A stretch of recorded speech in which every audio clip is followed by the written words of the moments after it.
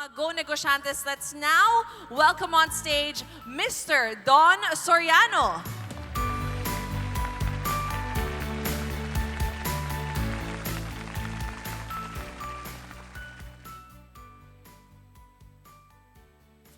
By show of hands, how many of you, just for me to get a feel of the room, how many of you are currently business owners? Taas ang kamay.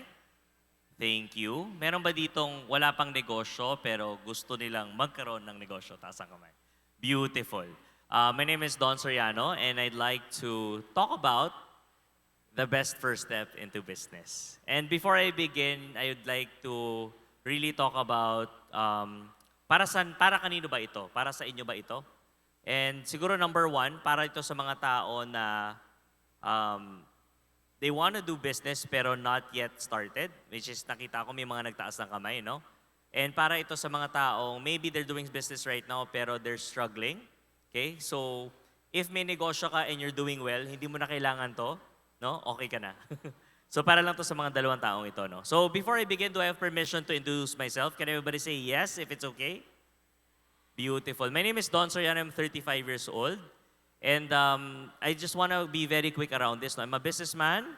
I'm a content creator. This is my TikTok on the left. It's my Facebook on the right.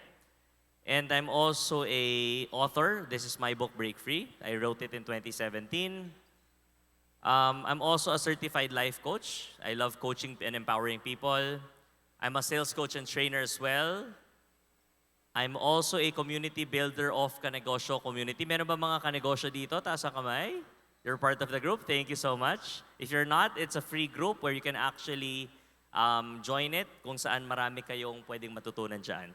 And lastly, I'm also a fur dad to a 3-year-old Maltese. No? Cute-cute niya. Anyway, so let me start. No? Let me start off with this question. What do these men have in common? Number one, Ray Kroc of McDonald's. Andrew Tan, Emperador, Resorts World Mega World. Howard Schultz, Starbucks. Robert Kiyosaki, the author of Rich Dad Poor Dad and a real estate mogul. Mark Cuban of the Dallas Mavericks, top 100 billionaire. Anong commonality nila bukod sa pagiging negosyante? Here's the answer.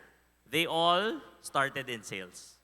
Because guys, the best first step in business is sales. Ito yung bottom line ng talk ko.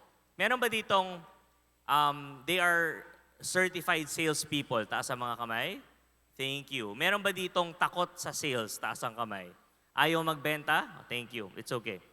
Because you might be wondering, Don, why do I need to learn how to sell? Bakit ba to importante? Bakit ba to essential pag nagnenegosyo, no? And siguro gusto ko simulan to with this statement. Pakibasa nga 1, 2, 3 and begin. Go.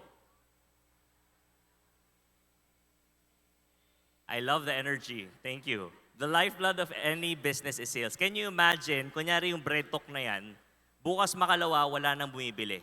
Bukas pa ba siya o hindi na? Sarado na tindahan. Tama? So kung walang benta, walang negosyo. Correct?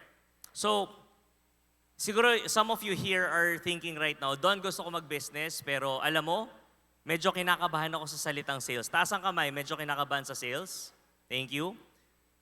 Maybe you have sales reluctance. Ito yung 4 signs of sales reluctance. Ayaw ko magbenta, ayaw kong magkumausap ng tao, nahihiya akong maningil sa tao, ayaw ko nag-offer ng products or services sa tao. Taas ang kamay, nakaka-relate. Yes, you have sales reluctance. No? What's the point, guys? No? It's okay. Why? Because here's the thing, guys. No? Yes, maybe you have sales reluctance right now, pero what I'm trying to say is what? It's very important to understand that if you don't know how to sell a product, mahihirapan ka magnegosyo. Let me explain very quickly.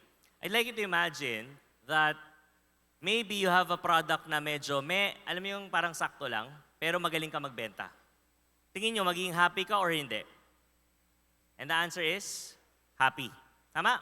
Yung product mo, so-so lang, pero ang galing mo mag-market, ang galing mo magbenta, okay pa din yung negosyo mo. Business owners, agree, yes? Thank you. You don't need to have the best product in the market, right? Pero kailangan marunong magbenta. What if naman, you have the best product in the market, super sarap, super panalo, pero hindi ka marunong magbenta? May kilala kayong mga negosyong ganito, yes or no? Mga restaurant na ang sarap ng pagkain, pero ba't ganun wala masyadong tao? Because the owner does not know how to sell their business. Hindi sila marunong mag-market. So, hindi masaya negosyo. Pero what if you combine a very good product and the ability to sell? Then you're very happy.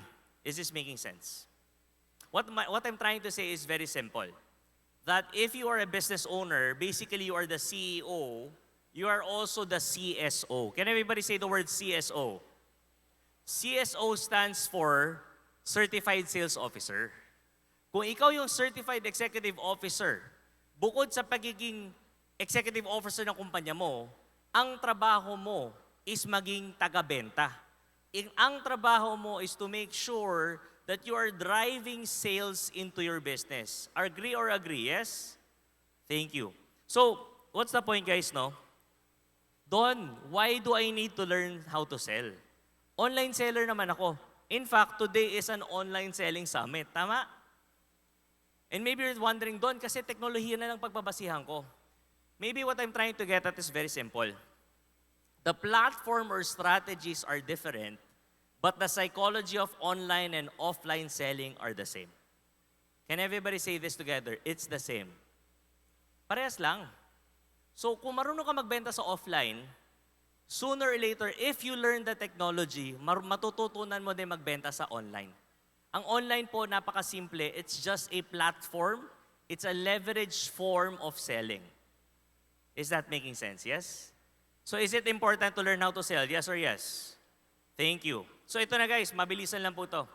Ano ba yung tatlong bagay doon that I need to learn how to sell right now? Let's start off with number 1. Can everybody read this out loud? Go. Matuto kang ibenta yung sarili mo.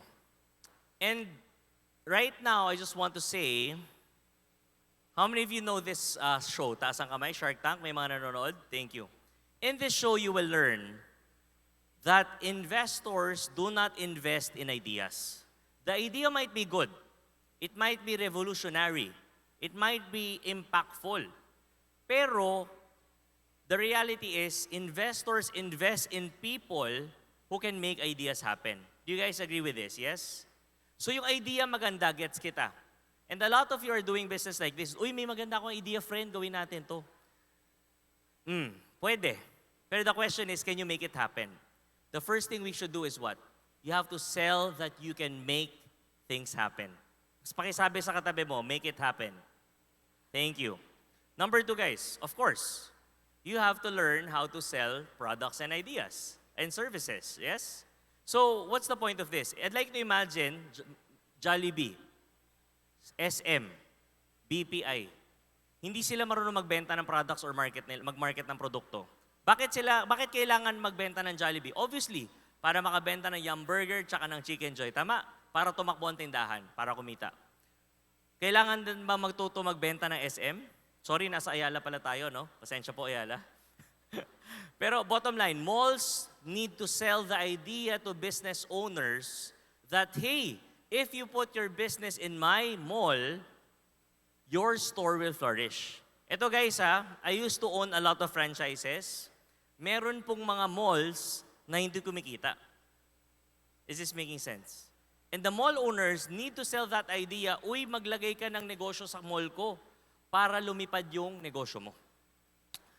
BPI or banks, kailangan ba nila magbenta? Yes. And I'm not even talking about loans. I'm not even talking about line of credit. I'm talking about the fact that BPI or the big banks in the Philippines keep on marketing simply because they want you to choose them to deposit your money there. Pag doon ka naglagay ng pera, saan ka mangungutang? Malamang doon din. Is this making sense? So every business needs sales. So ito, I want you guys to read this with me, no? 1, 2, 3, and go. Trying to do business without selling is like winking at a girl in the dark.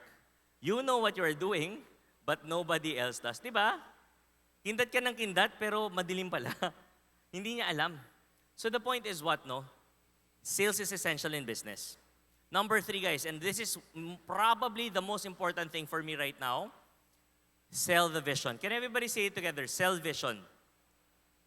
Kung negosyante ka, kailangan matuto kang magbenta ng vision. Vision saan? vision sa mga tao mo, sa mga empleyado mo, kung bakit sila dapat sumali sa'yo, kung bakit sila dapat tumulong sa'yo para matulungan ka sa negosyo mo. If you cannot sell your vision to your people, they will not help you grow your business. Agree or agree? Another thing that I use, let me emphasize on that. You have to sell your vision to your business, to your organization. Right now, just to share with you, I have a community called Negosyo Community. And this community is a community wherein I'm so clear with my mission and vision. Let me just read this to you very quickly. The vision of Negosyo Community is a community of mission-driven and God-fearing entrepreneurs that will push for a first world Philippines in our lifetime. Meron ba ditong gusto yon maging first world na Pilipinas? Taas ang kamay. Di ba ang sarap no, no? Yun yung vision namin. Mission-driven, God-fearing, first world Philippines. Ano yung mission? Very quick lang. To create a safe space. Can everybody say the word safe space? Ang sarap nun, guys. Sa mga negosyante dito, alam nyo yan. Minsan wala kang makausap pag may problema ka sa negosyo. Yes or yes? Safe space. I bring people together to create a safe space where business owners can build their business through personal growth and collaborative connections. So what's the point of this, guys, no? The point of this is what I'm selling to my community. Ito po yung binibenta ko sa mga taong pumapasok sa community ko para alam nila kung bakit sila nandirito. So guys, what happens, no? What happened is, we started doing events this year. I just want to lay them down. I did the Business Mastermind, the Slumber Party last June. Nagkaroon po tayo ng Lake House Party, July 27, 28. A few weeks ago, we did the Mountain Cabin Party in Baguio, September 18 to 20. And now we're gonna be doing the Subic Yacht Party Mastermind, November 27 to 29. Basically, guys, ang ginagawa ko dito, nagpapa-overnight ako ng mga negosyante. Nagigets nyo ba yun? Ang kulit, di ba? Nag-organize ako ng event kung saan learning session siya, seminar, pero overnight para yung mga negosyante mag-bonding. Bakit? Kasi nga guys, ito lang yung tanong. Kung negosyante ka, alam mo to, sinong kausap mo pag may problema ka sa negosyo? Sinong tinatawagan mo? Karamihan sa inyo, konti lang. My vision is really to create a safe space where business owners feel that they can talk with somebody. Bakit? Kasi yung mga kaibigan nyo dati, hindi na nila maintindihan yung mga problema mo bilang negosyante. Yes or yes? So ito na nga guys, ang lakas nung yes ni Madam. Ramdam na ramdam. Totoo yan, di ba? So guys, ito no, I sold that vision to my community members. So I'll give you an idea guys, no. Mountain Cabin Party, we had 48 people who attended that. Out of the 48 people, 30 said yes to coming back to the yacht party. What's my point, guys? If you are a business owner, retention is everything. Yes or yes? Ibig sabihin, kung may customer ka today, gumastos ka mag-ads, gumastos ka ng customer acquisition for that, walang silbi na yung customer mo na yan hindi babalik. The goal is to retain your customers and allow them to keep on coming back. Guys, my retention is 63%. Business owners, is that high or low? Very high. The point is what? I was able to sell the vision to my organization. And the moment I did that, people resonated with it. People realized that, hey, I want to be part of this movement. Is this making sense, everyone? So what's the point, guys? 3 things you need to sell. Kailangan matuto kang ibenta sarili mo. Ibenta mo ang produkto at ibenta mo ang vision mo. I want to close with this, guys, very quickly. Because I know for a fact that some of you are thinking right now, okay, Don, gets kita. Kailangan pala magbenta. Importante pala ang benta sa negosyo. Eh, paano yan? Hindi talaga ako marunong. Okay? Let me put your mind at ease. Kasi po, ako po, marunong ako magbenta. Sales trainer ako eh. I've been in the sales industry for 13 years. So I know how to sell. But what about you who doesn't know how to do this? Here's my answer for you. Steve Jobs and Steve Wozniak. Kilala niyo po ba sila? Yes? Malamang kilala niyo si Steve Jobs. Yes? The founder, CEO of Apple. Yeah? Pero kilala niyo ba si Steve Wozniak? So some of you do, some of you don't. But let me get this very, very quickly. Steve Jobs is the leader, the marketing guy, the salesperson for Apple. Siya yung nagpa-product launch, siya yung nagbebenta. Yes? Ang tanong, sino yung genius behind the technology? See? Wozniak. Si Woz. Si Steve Wozniak was the genius behind the technology. What's my message, guys? My message is very simple. Selling is very important. But if you know in your heart you are really not a salesperson, I respect that. But always remember, you cannot do business without sales. So all you have to do is to look for your Steve Jobs. Are we making sense? Maghanap ka ng tao na magmamarket, magbebenta para sa'yo. If you do that, your life will be simple. Thank you so much, guys, and God bless everyone. Thank you so much, Mr. Don. Yes, please stay on stage as I just have a few questions for you before you go. First of all, thank you so much for sharing all of that. And, we're really picking up so much this whole day. But I just wanted to, ask you really quickly. As you said, you've been in sales for a long time. And I would say it really is something that some people have, some people don't.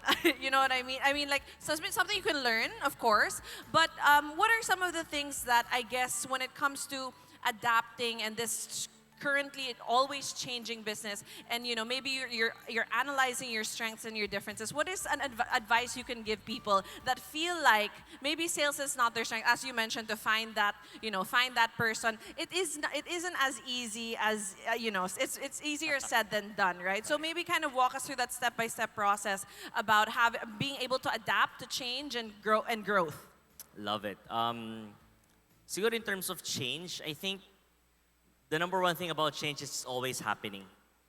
Pero siguro right now, it's also my journey. Siguro my advice is two things. Number one is authenticity. It's really coming back to your core. It's really understanding who you are. It's really coming back to, sino ba ako? Bakit ba ako binuo ng Diyos? Bakit ba ako nandito? Number two is unapologetic. The moment you understand your core, who you are, do not even dare to apologize for that. Do not even dare to say sorry for being who you are. Because here's the reality, the moment you decide to go back to who you really are, you are bound to step on a few toes. You're bound to have people who do not understand you anymore, because that version of you who's not authentic is somebody who is not real. So in terms of change, I think change is easier to adapt with the moment that I am stepping into my full authenticity and I don't apologize for it. Yeah. Thank you for that. And we're talking about change, we're talking about starting, and there's a lot of things that have been said this today. But I'm picking up, just start and be ready for change.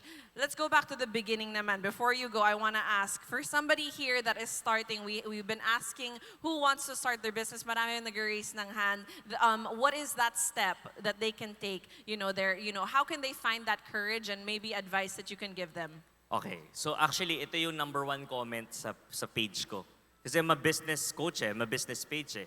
Number one question is, Coach Don, ano bang negosyo ang dapat kong simulan? Right? Yun yung normal And siguro my answer for that is not really a specific industry, but really three statements. Start small, think big, move fast. So simulan mo ng maliit, isip ka ng malaki, pero kilos ka ng mabilis. Start small, think big, move fast. Simply because a lot of people who start business, I think the very wrong thing that they do is they over-leverage. They start very big. Maglabas ako ng 500,000. Maglabas ako ng 1 million agad. Mangyayari, inutang pa yung pera. Lugi. Wala na yung negosyo, pero nandyan pa din yung utang. Start small, think big, move fast. Yeah. Thank you so much for simplifying it for us, and hopefully you guys were able to get something from that very inspirational talk. Let's take a quick photo. Yes, please.